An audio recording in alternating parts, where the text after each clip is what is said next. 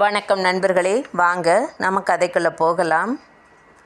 அவளிடம் இதை எப்படி சொல்வது, எப்படி கேட்பது என்பதில் அவனுக்கு நிறைய தயக்கம் இருந்தது.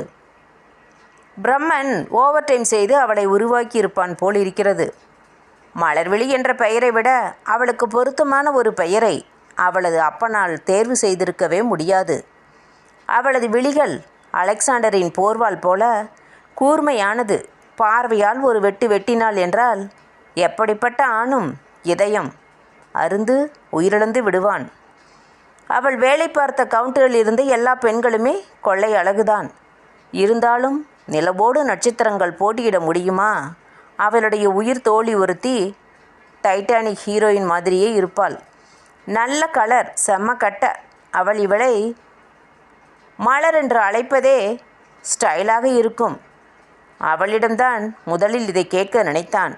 ஆனாலும் மலரை பார்த்த பின் வேறு எந்த பெண்ணிடமும் இதை கேட்க வேண்டும் என்று அவனுக்கு தோன்றவில்லை.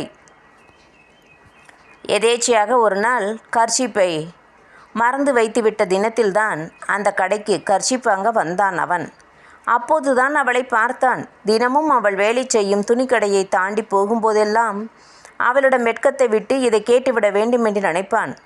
ஒரு நாகரிகமான பணியில் இருக்கும் அவன் இதை 4 பேர் எதிரில் கேட்டு அவள் ஏதாவது சொல்லி பொது இடத்தில் பிரச்சனை ஏதாவது வந்துவிடுமோ என்று அச்சப்பட்டான்.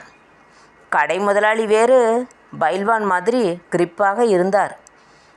அந்த பிரச்சனைகளை எல்லாம் பார்த்தால் இதை தள்ளி போட்டு கொண்டே போக வேண்டும். எப்படி இருந்தாலும் இதை வேறு யாரிடமாவது கேட்கத்தான் போகிறோம். இவரிடமே கேட்டுவிட்டால் என்ன?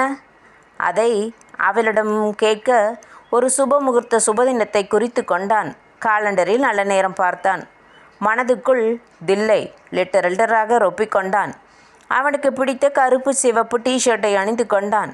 பெண்கள் மையல் கொள்வார்கள் என்று சொல்லி விளம்பரப்படுத்தப்பட்ட நறுமண வஸ்துவை தாராளமாக உடலுக்கு உபயோகித்தான். அவன் குறித்து வைத்திருந்த நல்ல நேரத்திற்கு இன்னமும் அரை மணி நேரம் இருந்தது. டென்ஷனாக இருந்ததால் ஒரு சிகரெட் பற்ற வைத்து கொண்டான். 5 நிமிடத்தில் முடியும் கிங்ஸ். இவன் டென்ஷனில் உறிஞ்சென்று உறிஞ்சியதால் 3 நிமிடத்தில் காலியானது. ஸ்மெல் தெரியக்கூடாது என்று ஒரு மாணிக் சந்தையும் ஒரு பாஸ் பாக்கையும் வாங்கி மிக்ஸ் செய்து வாயில் நிரப்பிக்கொண்டான். நேராக மலர் வேலை பார்த்த அந்த துணி கடைக்கு போனான். நல்ல வேலையாக பைல்வான் முதலாளி இல்லை. அன்று கடையிலும் கூட்டம் குறைவு. நேராக மலர் இருந்த கவுண்டருக்கு போனான். மலருக்கு பின்னால் கண்ணாடி அடுக்கப்பட்டிருந்த அந்த துணி வகைகளை வெறித்து பார்த்தான்.